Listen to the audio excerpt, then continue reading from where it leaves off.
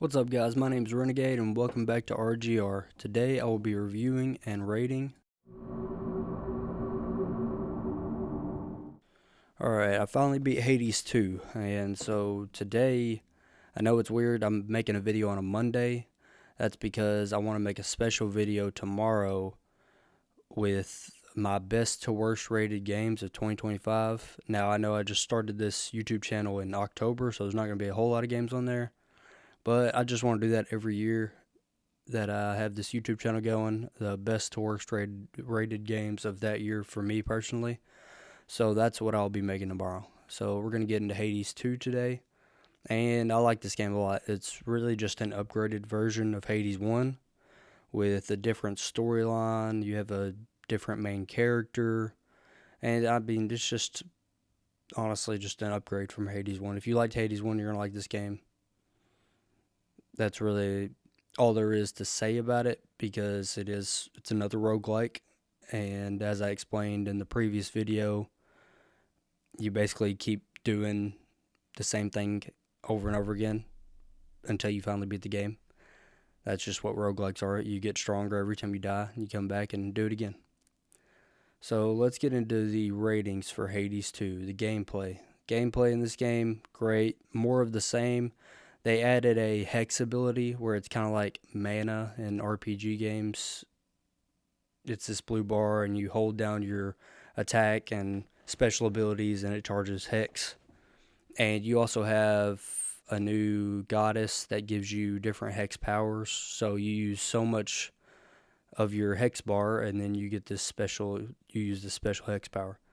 So this game is, like I said, it's more of the same of Hades 1, except this time you can do the surface and the underworld, and it's just, they've just added more. You could do more in this game. There's two different areas to conquer, surface and underworld, and it's just a lot of fun, honestly.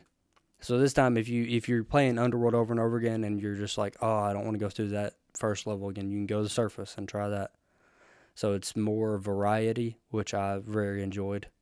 So if I was stuck, like with Hades 1, if I was stuck on, the third floor, well, in Hades 2, I can say, well, screw that. I'm just going to take a break from that floor. I'm going to go to the surface now. Check that out.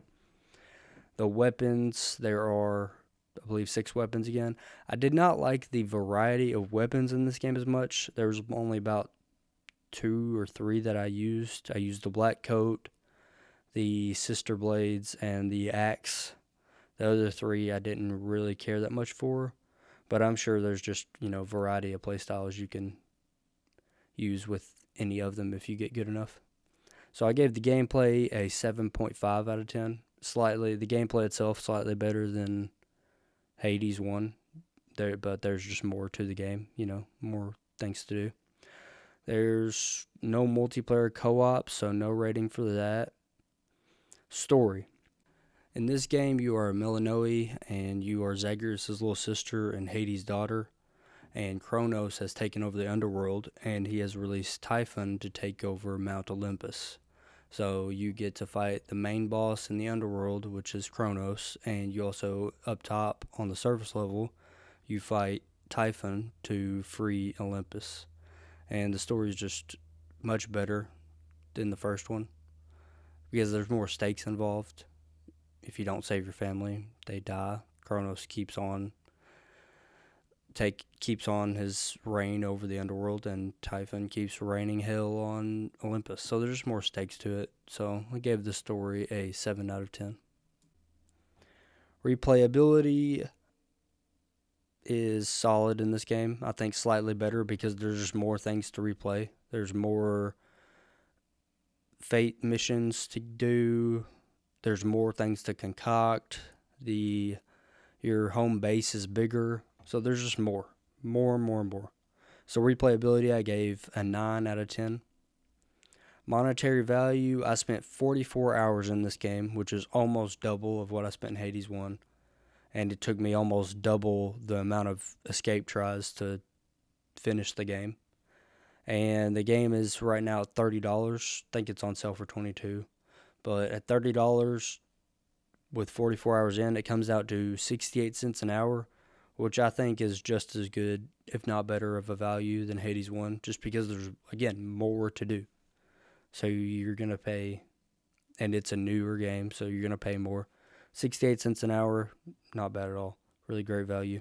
So the monetary value got a 9 out of 10. And fun. This game was a lot of fun for me. I had more fun in it than Hades 1 for sure.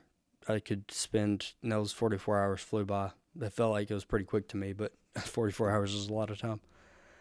But it's just a fun game. That's really all I can give you after everything I've said about the game so far. You'll just have to watch my clips on here that I have posted and decide for yourself if you want the game, but very fun. So I gave the fun an 8.5 out of 10.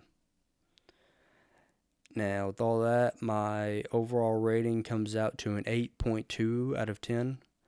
And this game was up for Game of the Year, and I believe it deserved to be nominated. I don't think it should have won, which it didn't, so that makes sense. But it's definitely a lot. This game had a lot to offer in terms of a roguelike. It was a great time.